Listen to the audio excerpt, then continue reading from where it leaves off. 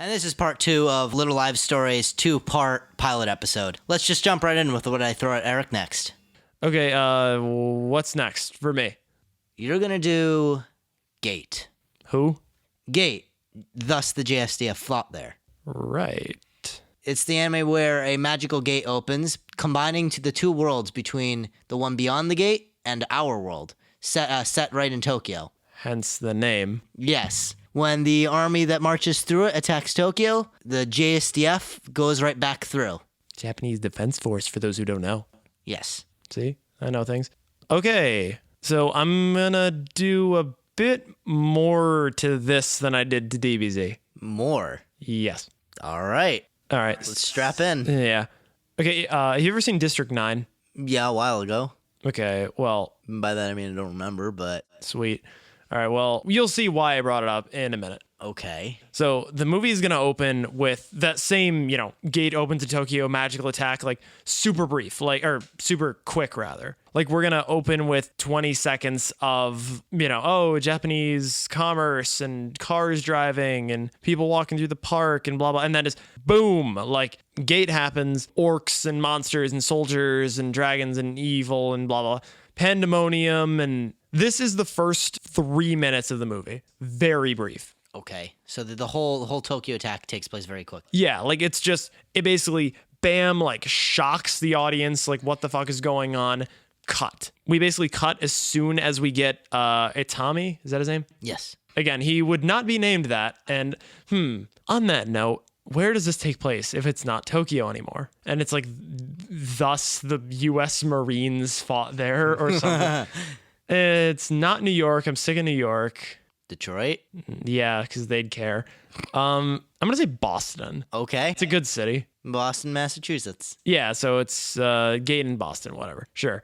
Anyway, Itami, I'm going to, again, like we said with the other, I'm going to keep calling him that because that's the name that we know him as, but he's like... American? Yeah, well, yes, he's American, but he's like Jack or something, like super American. One of the most American names you can get, Jack! Yeah, and instead of an otaku, he's like, well, he's still a soldier and a dork. Okay. But he's like an old school, like he's the kind of soldier who would bring like a D&D book to his company. Okay. So like he still has a fantasy knowledge, it's just not specifically anime. Gotcha. Yeah, exactly. So he has like old school Tolkien and D&D knowledge. So still relevant. Anyway, we basically, as soon as the military counterattacks, like as soon as we see orcs getting splattered by M16s and like low flying helicopters shooting down dragons and all that shit, as soon as we introduce the military's response and Jack Itami as our lead, who's like springing into action citizen soldier style, we cut to months later. Okay. We basically skip the initial growing pains, like, the Battle of Alness Hill and blah, blah, blah. Like we basically skip ahead and get a brief recap of what happened through a military briefing. Like again, kind of District 9 style. District 9, we sort of see the history of the aliens that landed through found footagey news reports sort of stuff. Yeah, I remember that. Yeah, this we get a military briefing using again news cameras and footage from the attack and military dash cams on Humvees and such of some of the stuff that's happened in between, soldiers, U.S. soldiers in the, what's it called? The special region? Yeah, it's called the special region. Yeah, we see soldiers in the special region and we see military overview of what happened. Then we cut back to, present day and we're at a military briefing for soldiers who are going through the gate to the special region. Among them are our side characters and our main character, Itami Jack. I'm just going to keep calling him that. I'm going to call him Itami Jack. There's a hyphen. All right. Yeah, so Itami Jack and side characters, there's a few, no one's from the anime really stuck out to me aside from Itami that was in his squad. Was there anyone? I mean, there was a whole squad, but I mean... Was there anyone important? Don't lie to me. Basically. I thought not. All right, so yeah, we have a few side characters again, just pull from the James Cameron school of soldier making from Aliens or something. Okay. What, did you think I was going to say some other James Cameron thing? Maybe. I mean, if you want to pull... No. Continue. All right, fair enough.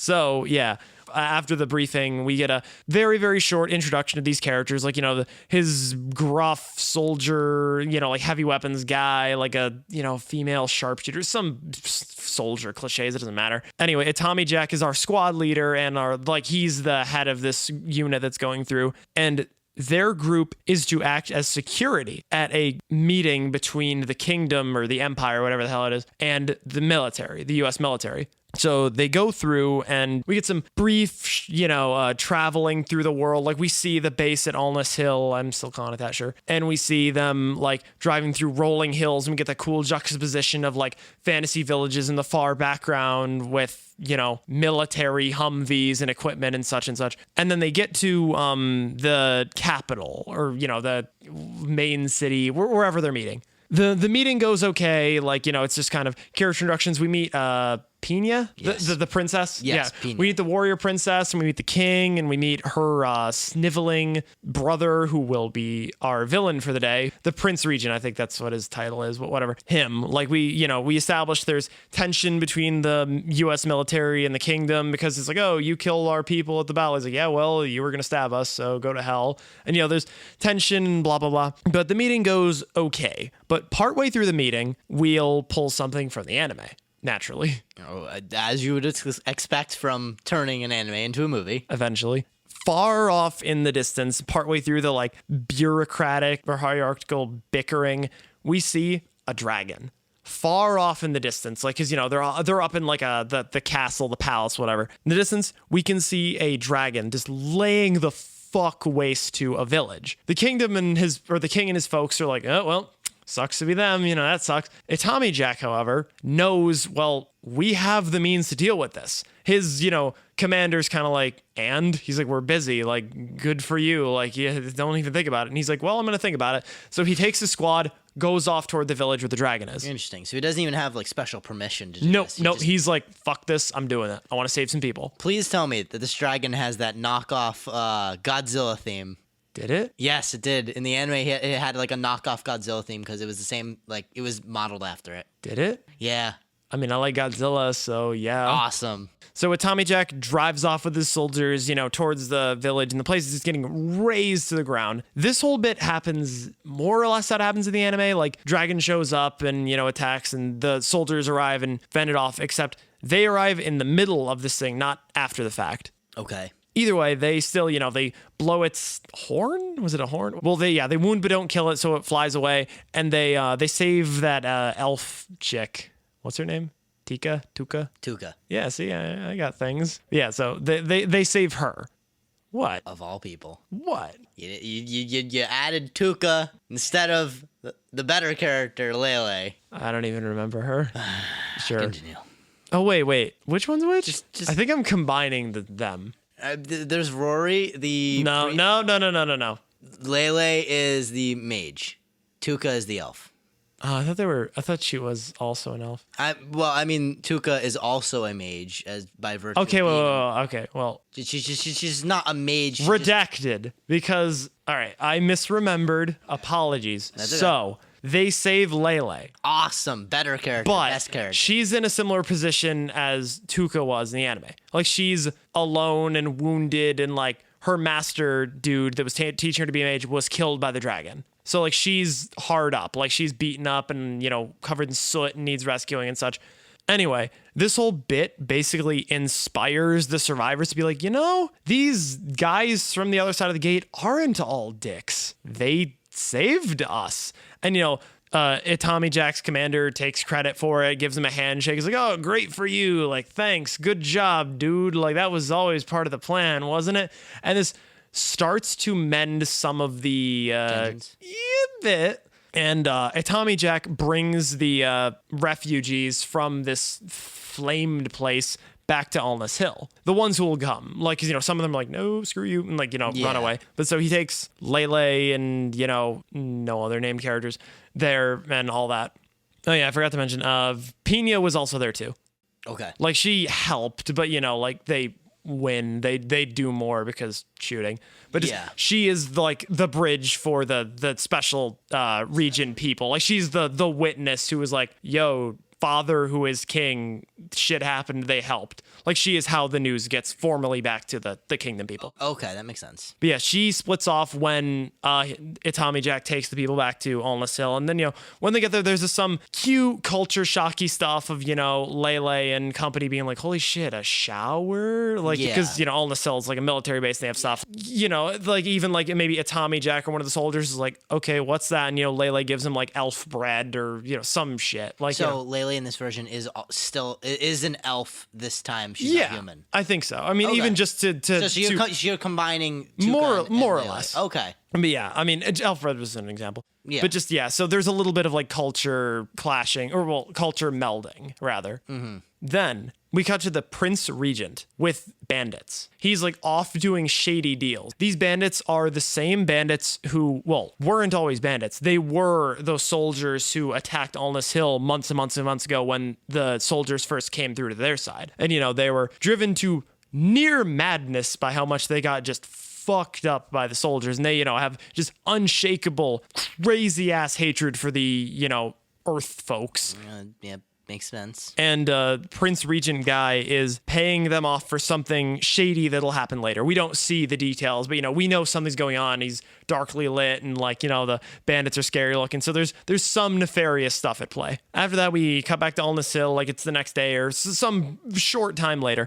And Itami Jack's CEO is like, so people back home and, all over the place caught wind of what you did. Like, real great job, Itami Jack. And he's like, oh, yeah, thanks, sir. Just doing my part. He's like, so do it again. That was really good PR. So you're the head of a special do-gooder task force. Go help out the locals. So, he and his squad of ragtag soldier folks that we're getting to know and love have to then go around and do a bunch of, let's just call it what they are, side quests. Like they just go and, we get brief bits of him saving people from, this, like helping fix a well, like using those bridge trucks that they deployed in Iraq that deploy, like just using military technology and, their knowledge and such to help out a bunch of special region people. Is Tukulele also with him? Yes. Okay. Yeah, she tags along because there's like a nascent almost romance, like kind of a puppy crush between them, like a sexual / romantic interest. Okay. And,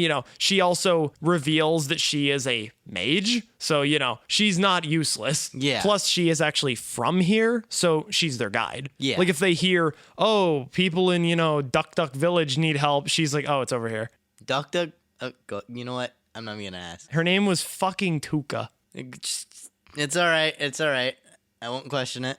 Yeah, at this point, after we get a few scenes of them, helping people, word of this gets back to the king. And he's like receptive, but kind of pensive about the whole thing. And Pina is there to be the one who's like, I don't know, like maybe they're genuine. Like, I mean, we don't have to pick a fight with these people, especially if we don't have to, considering they'll maybe kill all of us. So she's the one rooting for them. The father's kind of iffy middleman, and naturally Prince Regent villain guy is like, no, fuck these guys. So there's kind of like a little bit of a political power play at play. But anyway, by the end of that whole scene, the king is convinced to basically set up a second meeting with the U.S. military to basically like, maybe we can like extend an olive branch, because the last one got cut short by dragons and just arguing. So it didn't really go anywhere. But he's like, all right, we'll extend another olive branch. We'll see what we can do. And they put it on more neutral ground, because last time was, in his castle where he's all on high.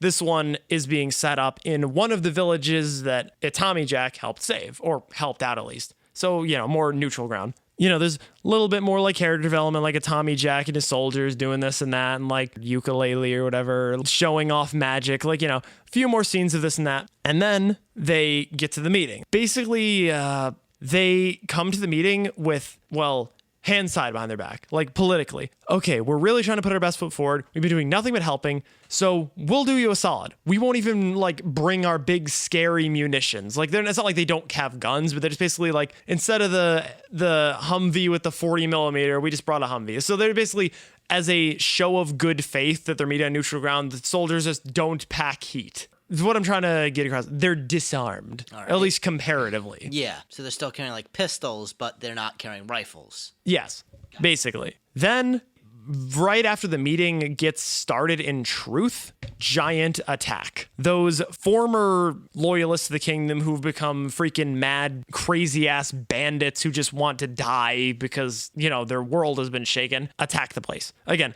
secretly paid off by the Prince Regent. Obviously, we as the audience know that. The characters don't know that. So there's a big freaking bloody battle ensues. Like we get, the soldiers are like, holy shit, we didn't bring any of our good stuff, so this is actually really hard. And there's like hundreds of crazy ass bandits with axes and swords showing up. Both groups fight off the bandits and it gets really bloody. Like a few side characters die. Like, some of our soldiers die. Like some of Pina's close friends die. And like there's a few close calls and it's scary and blah, blah, blah. Then, as we would, another pull from the anime. Remember, I think it was like episode 5, 6, whatever the hell. We basically get a truncated, altered version of the whole Ride of the Valkyries thing. Okay, so the helicopters come. Yes. Tommy Jack, partway through the fight, he's like, holy shit, cover me. Like, I have to get to the radio that's in the car, whatever the hell. So, he basically, bolts for it. One of his friends dies to get him here. I don't know, something like that. And he gets the radio, calls through, it's like, bring the rain. We need help. And so helicopters roll in and just start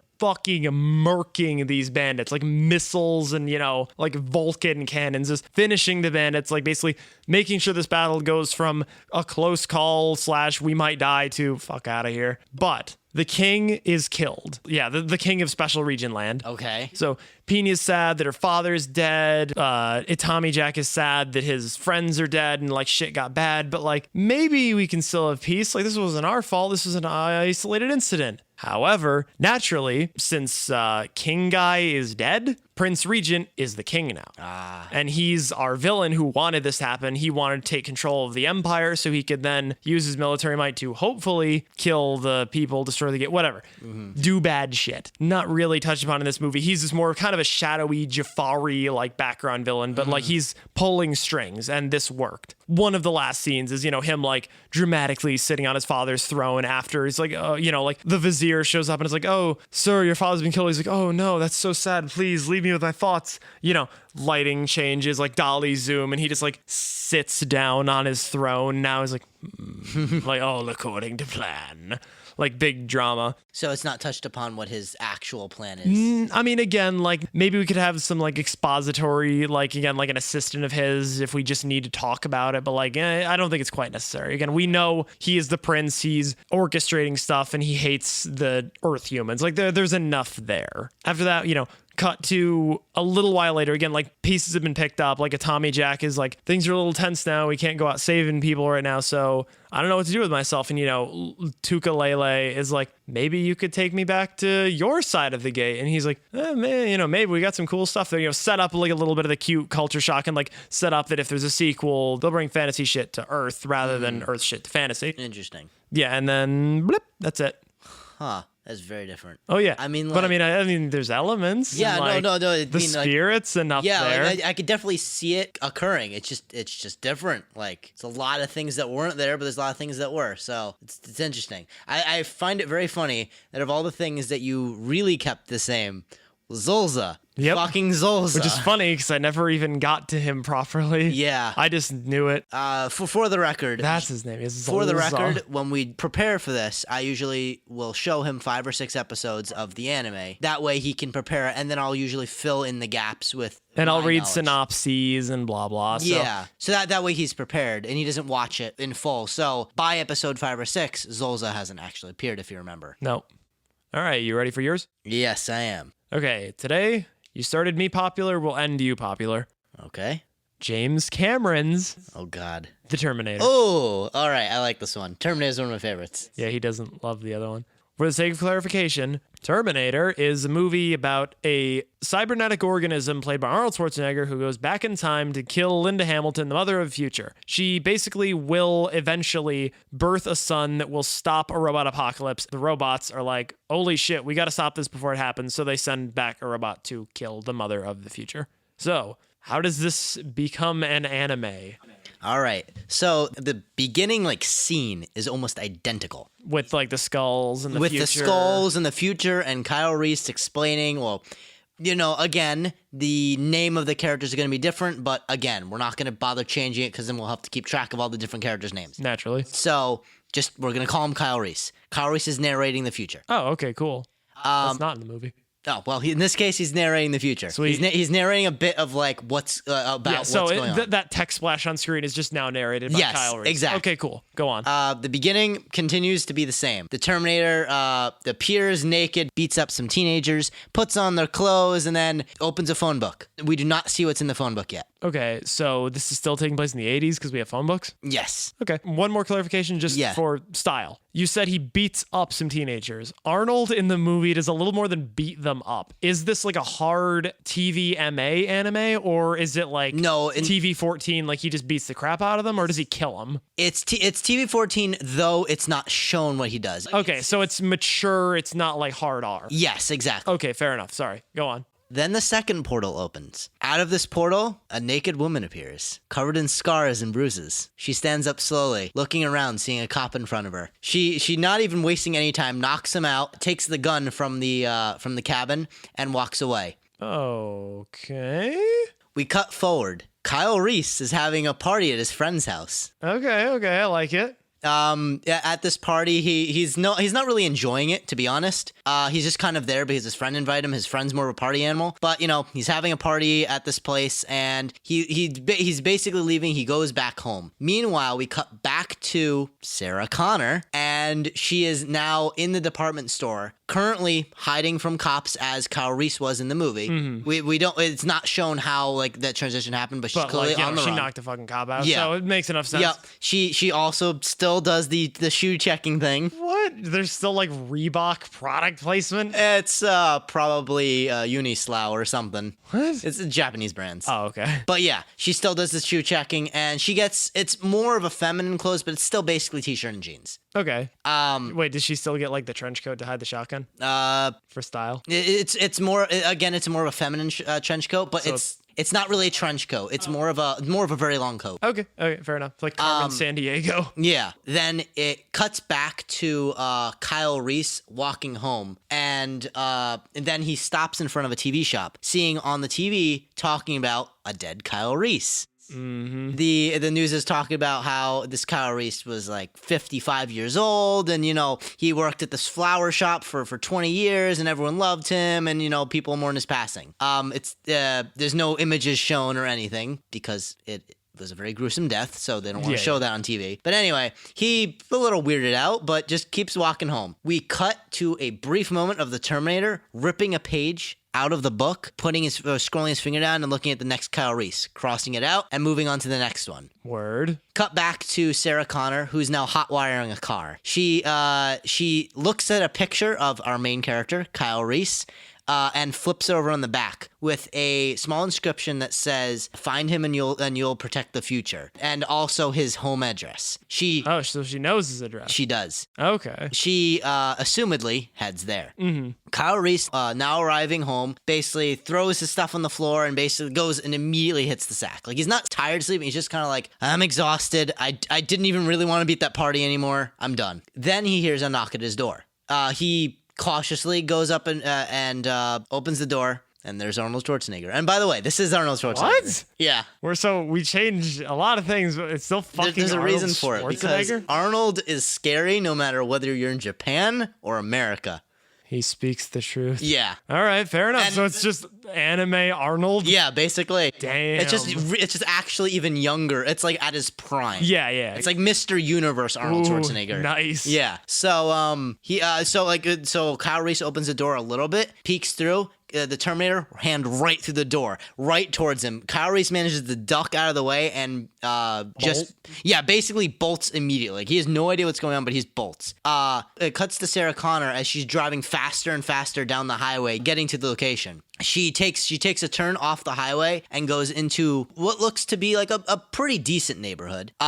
Driving past a whole bunch of people on the road, and she actually drives right past Kyle Reese as he walks in between a person and her, so she actually skips and doesn't see him. Ah, Yeah. Anyway. the frustrating cliches. Yep. So anyway, she drives to his house and sees the absolute carnage that's there because the Terminator didn't just break the door. He also then basically broke the wall window. And I say wall window because he didn't bother jumping out the window. He just went through the wall onto the ground from the second floor. So he just like wrecked the place. Yeah, he basically just walked through the door, through the wall, and onto the ground. Through the everything. All right, Yeah. sweet. All right, go on. Sorry. No, it's all good. She's like, oh, shit, damn it, I just missed him. So she gets back in the car and starts going down the highway again. It cuts back to Kyle Reese, who has, quote unquote, safely gotten away from the Terminator, hiding near one of the waterways, catching his breath, trying to figure out what the hell's going on. He's able to somewhat figure out whatever's going on. His life is so much in danger, he needs to get help. Yeah. So he decides to go to a phone booth and call like the 911. Naturally. But right before he does, a car pulls up in front of him. He immediately assumes it's the Terminator and starts running when a feminine voice from the car calls out, "Come with me if you want to live." Again, listeners cannot see the obnoxious fanboy hand motion I made, but rest assured it looked like I was about to scream. She basically half abducts him into her car. Chases him down and it makes him damn sure that he knows that she'll protect him. Yeah, basically, although she's not really making it clear at this point. This Sarah Connor is not like the Kyle Reese that we know from the movie. She's not as talkative. She says she's just kind of like pulling him along. Yeah, basically. All right. Basically, she does say very assuredly and without any uncertainty that she is here to protect him. But he's a little freaking out, screaming, and like thinking he's being abducted. He was also just attacked by a really strong Arnold, so he doesn't really know what's going on. Anyway, she throws him into the back seat, locks the doors, and drives off. A couple seconds later, as we watch the car drive off, the Terminator steps into view, but only just steps into view. We cut back to the car as Sarah Connor basically exposition dumps onto Kyle Reese like, same deal as yeah, in it's the the movie. same exact deal. I'm from the future. I'm a soldier. I need you alive. Blah. Terminator is sent to destroy you. You're the father. Cybernetic organism. You're the father of the hero of the revolution. Yada yada yada. Yeah, and he's a fucking robot with human skin. That's why you don't believe me. But I swear to God, look at what he can do. Blah blah blah. Yep. So they get to basically they just basically stop at a train yard. They get out. The car is basically out of gas. Like it's not out of gas yet. It's still running, but the gauge is on empty. So she's basically we have to abandon this car.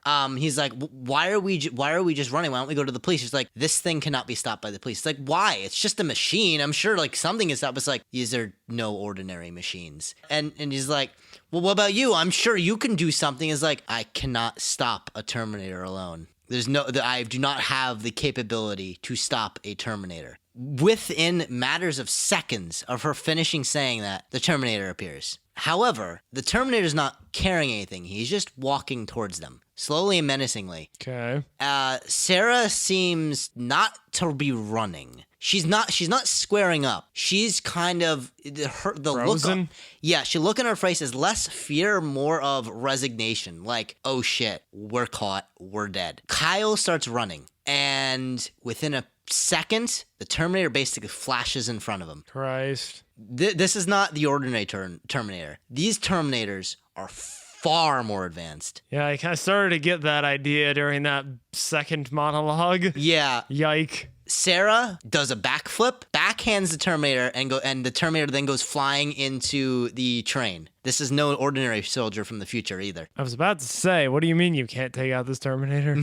The Terminator then unhooks itself from the train and charges right at Sarah, grabbing her by the throat and throwing her a couple feet into a nearby like train yard sign. Kyle absolutely is just freaking out and just basically he's falling on the ground, just doesn't really know what to do. Sarah basically throws what looks to be a small circle onto the ground, and the whole screen goes white, and there's a loud ringing. Then it cuts to her hand grabbing Kyle's hand, and them running off screen. Couple seconds later, the screen clears. We see the Terminator standing in an empty train yard. They are now running down the highway, trying to obviously escape the Terminator, when a cop car pulls up.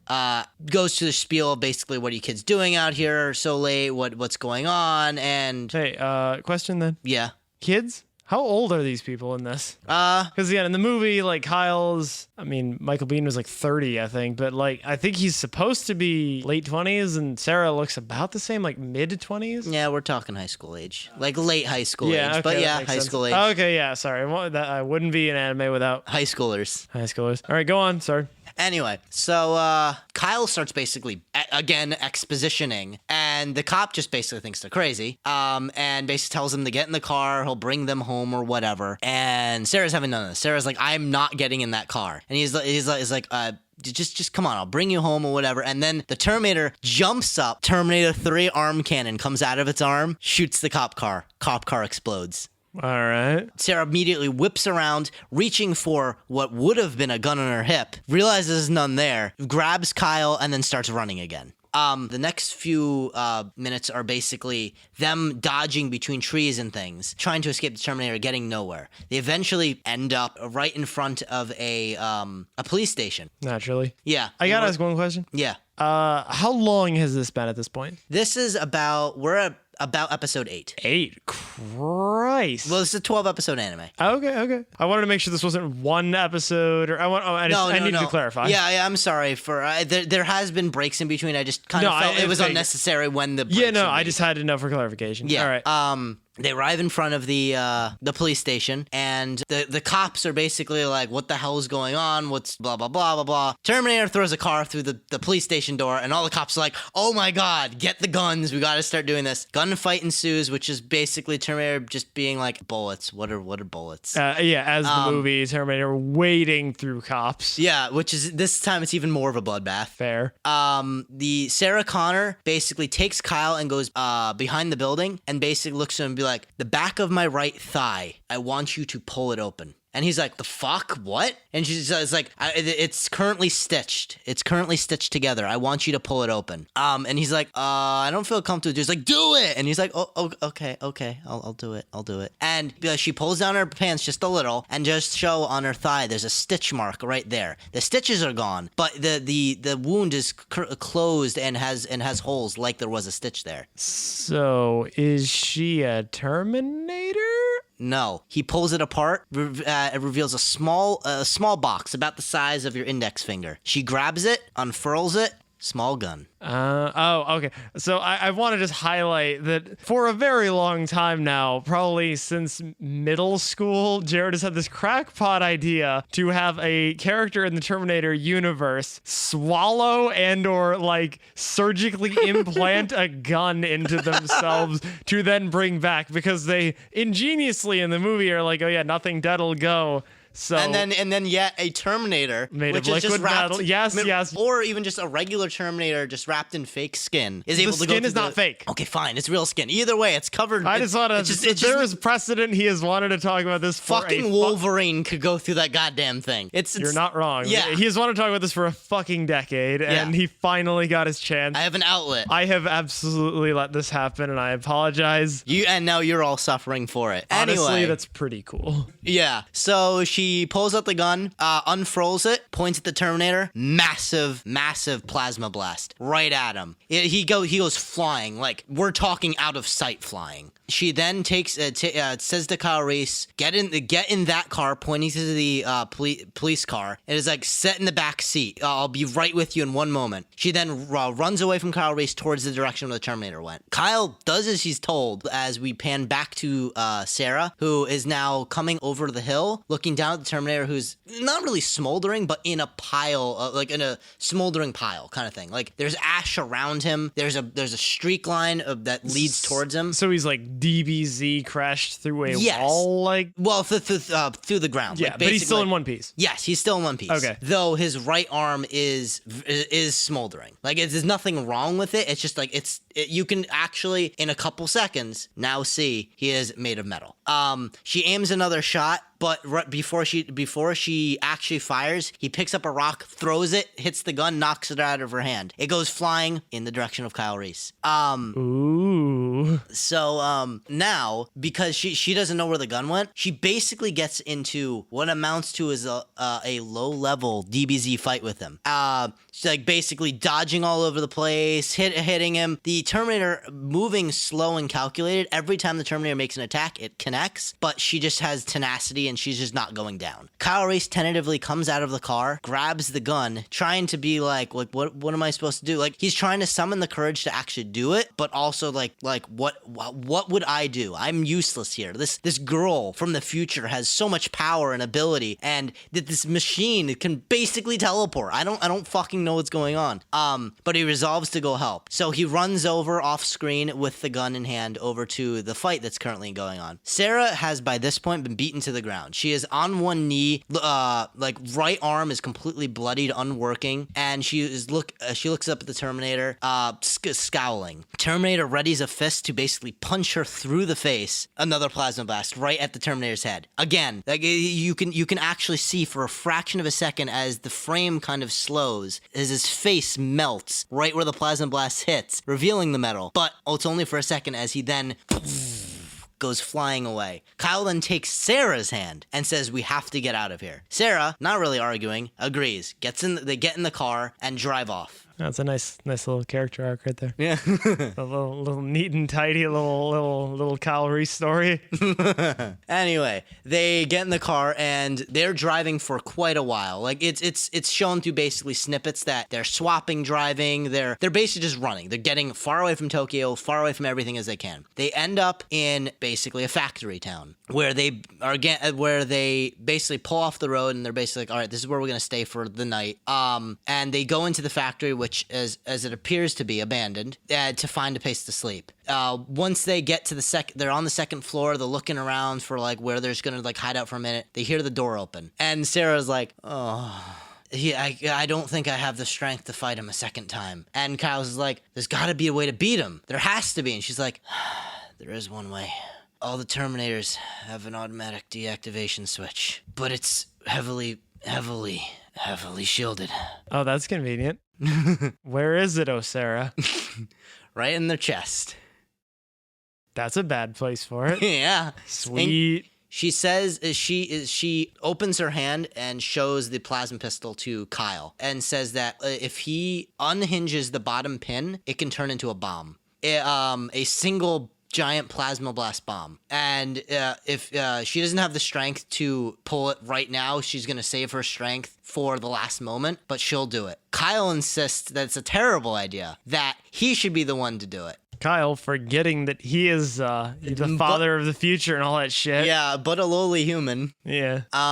They basically go back and forth as the sounds of the Terminator getting closer and closer get louder. Basically, what happens is Sarah, too weak to really fight back by this point, Kyle rips the gun out of her hand, pulls the pin, jumps over the railing with the plasma blast in hand, and basically goes to punch him in the face with the plasma blast. That's pretty metal. Giant fucking explosion. Wait.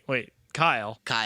Okay. There's now a giant crater in this factory, and Sarah weakly gets up, looking around, being like, "Kyle!"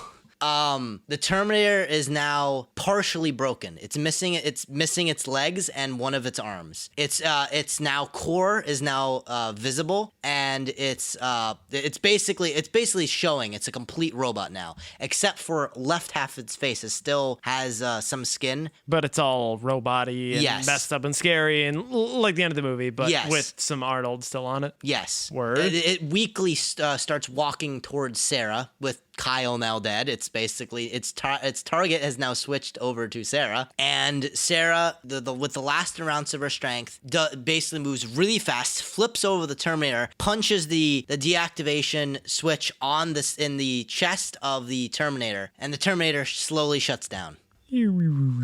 Sarah bomb didn't do it, but punching. Yeah, well, it was more important that it was exposed. Yes, yeah, exactly. Yeah, I'm just kidding. Sarah takes a moment, looks around the surroundings, obviously cannot find Kyle. Kyle is dead. The main character died. So what about the future? Well, we cut forward about a few months. Sarah is now writing a diary about the future, about the past, about Kyle. And in this diary, she recounts a single night that she had with Kyle during the period of time when they were running away from the Terminator before they arrived at the factory. Oh, we didn't see it? We didn't see it on screen. Okay. But They did consummate. Okay. So it's classy and more reveal than a thing. Yes, exactly. Okay. Because I mean, you didn't mention it, so I was like, what the fuck? I didn't forget. Yeah, no, I knew you didn't forget. I was Yeah. Sorry, go on. She now talks about how now everything comes full circle. That from the beginning, she was told by John that she was an important person in the resistance, but was never told her role. She knew that Kyle Reese was the father of John Connor, but never knew the mother. And when she was specifically chosen for this mission, she was very confused, but she took it on with honor. She now understands what her real mission was here for. She's here to raise John Connor. But the revelation comes with a bit of sadness. She also knows that the mother of John Connor dies long before her birth in the future. So she doesn't know how or when, but she won't live to see herself in the future. Right, so there's like a bittersweet. So all those times that John said that his mother died a long time ago doesn't really bode well for me. Yeah. So with this heavy heart and a realization of what her duty entails, she now takes the road in the preparation of raising the future. And I assume not in Mexico this time, since we're in Japan. Yeah, we're in Japan, so maybe like Hokkaido or something. Sure, that's like Mexico. Yeah, definitely like Mexico. All right, so that's that. Yeah, that's that. All right, I might watch it. I mean, the switcheroo's pretty neat. Yeah. And all right. Since we talked about it last time, is there a second season of this? This time, the second season is in the works. Okay, word. It's definitely coming. It's confirmed. It's confirmed. There's word. It's just not coming out the next season. And it's going to be a little bit in the future. All right, sweet. But there's more. Yes, there is more. All right, wonderful. Oh, yeah, just for clarification, everybody, this has been sort of a double-stuffed pilot episode, if you will. Normally, when we do this, we'll just do one each, but we want to get you hooked early. Yeah, that'll work. So, I'm Eric. I'm Jared. And thank you for listening to our little live story.